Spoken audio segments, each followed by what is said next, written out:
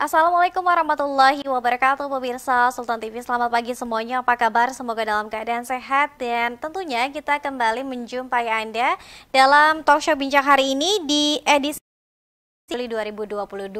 Namun sebelum kita membahas tema kita yang sangat menarik dan tengah ramai diperbincangkan, kita ingatkan kembali untuk Anda yang belum mau follow media sosial kita di Instagram kita di @sultantv.co dan juga @beritasultantv, lalu fanpage Facebook kita di @kreatifsultan dan YouTube streaming kita di Sultan TV. Anda juga bisa menyaksikan tayangan kita melalui TV satelit Nin Media di channel 026 dan Anda boleh mengupdate informasi Anda juga melalui website Sultan TV.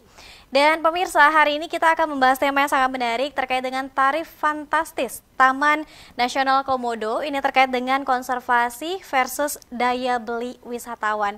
Seperti kita ketahui bersama pemirsa bahwa Kemenparekraf ini telah menyatakan bahwa per akhir Juli 2022 ini tiket masuk ke Pulau Padar dan Pulau Komodo dipatok harga yang cukup fantastis, yakni 3,75 juta rupiah untuk wisatawan dalam negeri dan juga wisatawan luar negeri.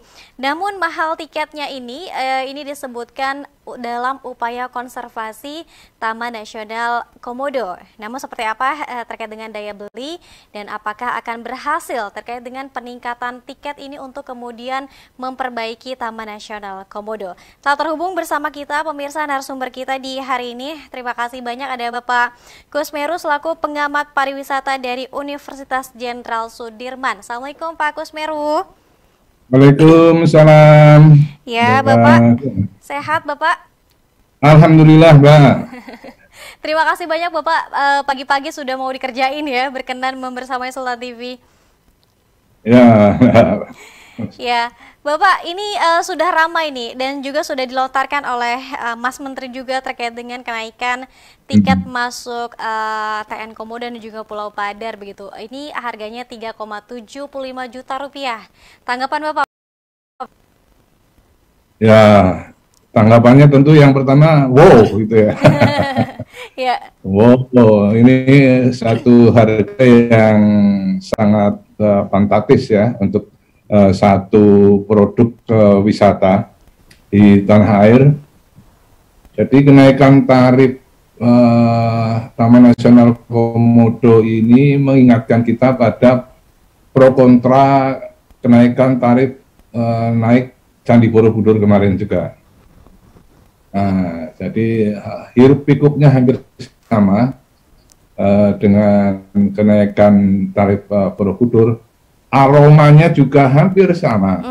Jadi kenaikan tarif Taman Nasional Komodo 3,75 juta ini juga beraroma kapitalisasi sumber daya alam. Beraroma kapitalisasi ekosistem dan bernuansa komersialisasi satwa komodo yang ada di sana. Nah, sehingga memang kalau harga 3,75 juta memang luar biasa, pikir. Ya. Tapi katanya berlakunya selama 1 tahun, Pak. Bagaimana ini? Apakah hanya alasan? Ya, apakah wisatawan dalam 1 tahun akan berkali-kali mengunjungi Taman Nasional Komodo? Enggak juga kan? Jadi, dan tarif 3,75 juta itu kan hanya bisa menyasar pada wisatawan premium.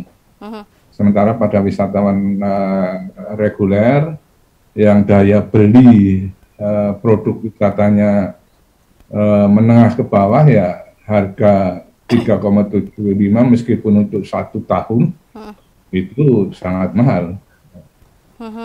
Baik, meskipun adalah untuk konservasi Taman Nasional Komodo, Bapak kalau misalnya ditanya secara gamblang, setuju atau tidak setuju Pak terkait dengan bandrol harga yang cukup fantastis 3,75 juta rupiah? Untuk konservasinya saya setuju. Ya. Untuk pembatasan jumlah kunjungan saya setuju. Tapi untuk tarif 3,75 juta ini memang perlu didiskusikan ya. Untuk tarif saya sangat tidak setuju memang, karena harga tersebut ya terlalu mahal lah untuk satu produk wisata dalam negeri ya. Karena ini akan berdampak pada minat kunjungan wisatawan ke Taman Nasional Komodo, baik wisatawan mancanegara maupun wisatawan domestik. Tentu minat berkunjung juga akan menurun.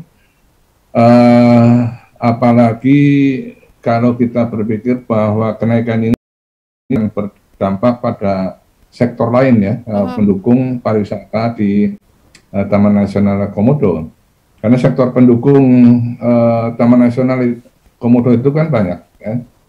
Ada sektor transportasi, ada perhotelan, ada rumah makan, ada biro perjalanan, ada pemandu wisata, ada kerajinan. Mereka kan sudah terlanjur hidup dari pariwisata yang ada di Taman Nasional Komodo.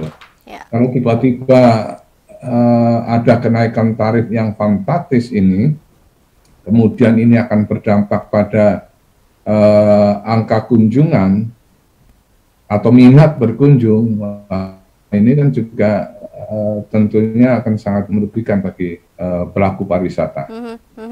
Baik, karena memang suara-suara tidak setuju juga ini kalau kita baca di beberapa awak media ini sudah disampaikan oleh Sepresitur ya Pak ya, ini juga katanya menyatakan tidak setuju. Nah, apakah kemudian Pak Taman Nasional Komodo ini menjadi salah satu destinasi unggulan di Indonesia sehingga barangkali ini jangan-jangan pemerintah tadi yang seperti Bapak singgung di awal kapitalistik ya, curi-curi kesempatan agar kemudian mendapatkan keuntungan yang besar, Pak? Ya, memang serba dilematis ya ketika kita bicara tentang satu sisi konservasi, satu sisi pembatasan jumlah kunjungan, sementara dengan menaikkan tarif yang sebetulnya kebijakan pembatasan kunjungan tanpa dibarengi dengan kenaikan tarif pun sebetulnya bisa dilakukan.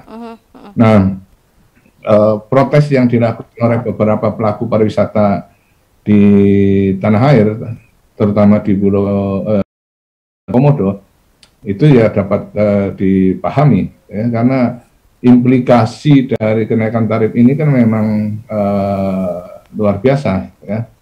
Nah, memang kalau kita lihat angka kunjungan ke Taman Nasional Komodo itu kan dari tahun ke tahun kan memang cukup tinggi ya. Yang menurun karena pada saat pandemi kemarin memang ada penurunan. Tapi setelah itu kan angka kenaikan angka kunjungan wisatawan ke Taman Nasional Komodo itu per tahunnya bisa di atas 300.000 itu. 300.000 itu kan angka yang luar biasa, karena memang wisatawan berkunjung ke Taman Nasional Komodo itu kan sebetulnya bukan hanya untuk melihat satwa Komodo. Wisatawan memang dimanjakan oleh alam yang ada di sana. View-nya indah, trekkingnya juga bagus, pantai pinknya juga kan, sunsetnya juga wonderful lah ya, sehingga daya tarik Taman Nasional Komodo memang bisa disejajarkan dengan destinasi super prioritas lain di Indonesia. Oke, menjadi salah satu destinasi wisata primadona yang dimiliki oleh Indonesia. Menurut Bapak sendiri, pemerintah ini sebetulnya hitung-hitungannya dari mana ya Pak ya? Ketika ditanya kemudian keluar angka 3,75 juta ini, kira-kira bagaimana hitung-hitungannya Pak? Waduh, kalau ngitungnya saya kurang tahu persis itu. Iya. Pemerintah yang hitung ya, tapi kabarnya kan itu untuk biaya konservasi yang kemudian dibebankan kepada wisatawan. Nah, semestinya kalau alasannya atau hitung-hitungannya adalah untuk biaya konservasi, semestinya itu kan biaya konservasi itu ditanggung oleh pemerintah. Ya. Itu kan tanggung jawab pemerintah. Apalagi Taman Nasional Komodo itu kan merupakan warisan dunia UNESCO. Ya. Sehingga semestinya ada anggaran untuk konservasi itu. Kenapa harus dibebankan kepada wisata? Apa? Nah, ini kan ini jumlah yang cukup banyak kalau dibebankan kepada wisatawan. Kalau hitung-hitungannya mau dibatasi angka kunjungan dari 200.000 sampai 300.000 per tahun, biaya yang diperoleh dari kompensasi wisatawan per tahunnya itu bisa berkisar antara 700 triliun lebih gitu. Itu diperoleh dari wisatawan. Sementara pemerintah kan mestinya punya anggaran untuk konservasi karena memang satwa komodo dilindungi, kemudian juga ini merupakan bagian dari warisan dunia yang diakui oleh UNESCO. Ya. Nah, kenapa harus wisatawan yang menanggung beban? Kasusnya hampir sama dengan Borobudur. Kenaikan di Borobudur kemarin kan konservasinya kan dibebankan kepada wisatawan. Nah, kenapa wisatawan laki-laki yang harus menanggung beban itu, sementara pemerintah sebetulnya punya anggaran untuk melakukan konservasi itu. Dan akhirnya Borobudur kan ditunda juga kenaikan tarifnya. Nah, saya berharap sih untuk Taman Nasional Komodo bisa ditunda juga kenaikan tarifnya. Ya. Atau barangkali dikaji ulang bagaimana kemudian hitung-hitungannya yang lebih realistis ya Pak ya? Tidak kemudian 3,75 juta. Nah, bicara soal konservasi Pak, seperti apa kemudian urgensial dari konservasi Taman Nasional Komodo saat ini? Apakah memang cukup urgent sehingga memang harus segera dilakukan konservasi atau seperti apa Pak?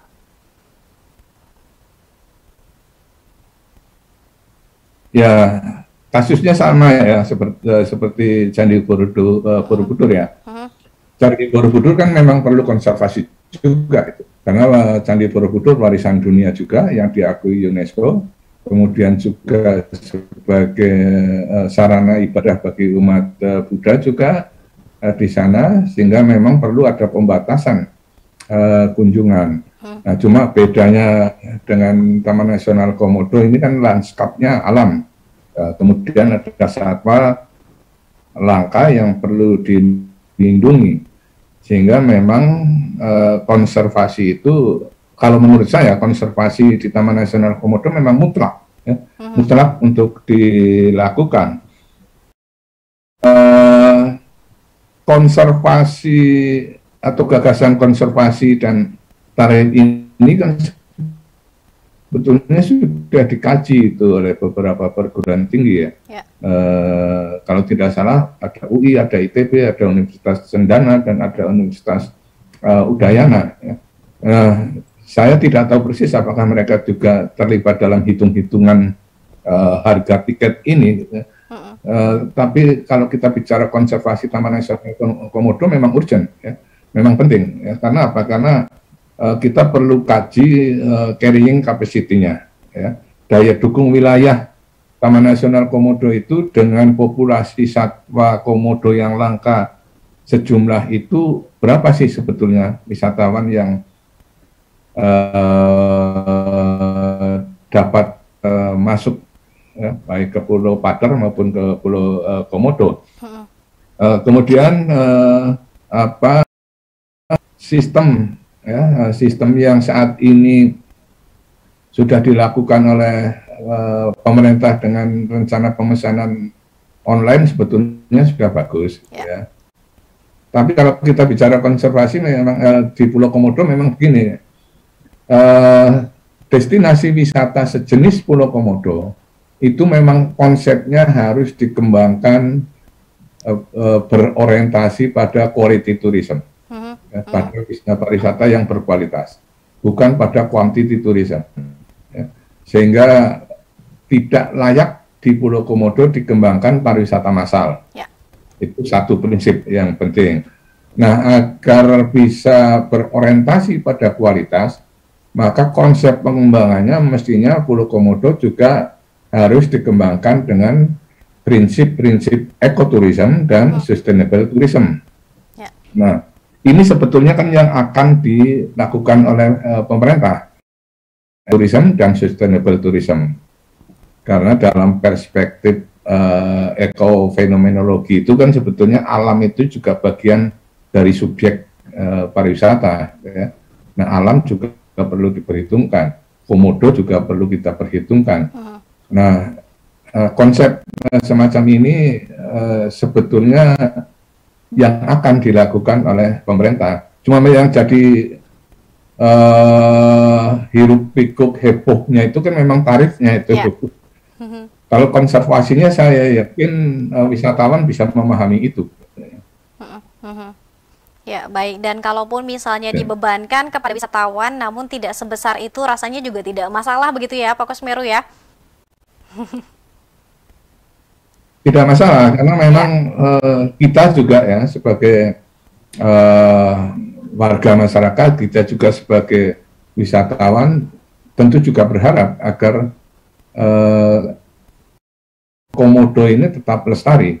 Ya, kita berharap agar satwa komodo populasinya juga bisa dipertahankan, syukur-syukur bisa bertambah, karena itu merupakan ikonik ke NTT juga ya, di samping destinasi wisata yang lain, sehingga konservasi itu memang sangat diperlukan ya. Dan syukur-syukur juga kalau Taman Nasional Komodo juga bisa menjadi destinasi wisata edukasi misalnya, sehingga masyarakat atau wisatawan dapat belajar banyak dari alam, dapat belajar banyak dari perilaku komodo dan sebagainya. Baik, Pak Kusmeru, nanti kita akan lanjutkan lagi. Kita harus jeda terlebih dahulu. Meskipun tadi sudah disinggung oleh Pak Kusmeru beberapa poin penting, lalu apa dampak yang kemudian jika pemerintah harga 3,75 juta ini terhadap daya kunjung wisatawan dan juga mungkin hal-hal lainnya ya Pak ya yang menyertai selain mungkin kunjungan wisatawan. Tadi sudah disinggung Pak Kusmeru ada beberapa hal. Namun kita akan rehat terlebih dahulu pemirsa, tetap bersama kami dalam Bincang Hari Ini.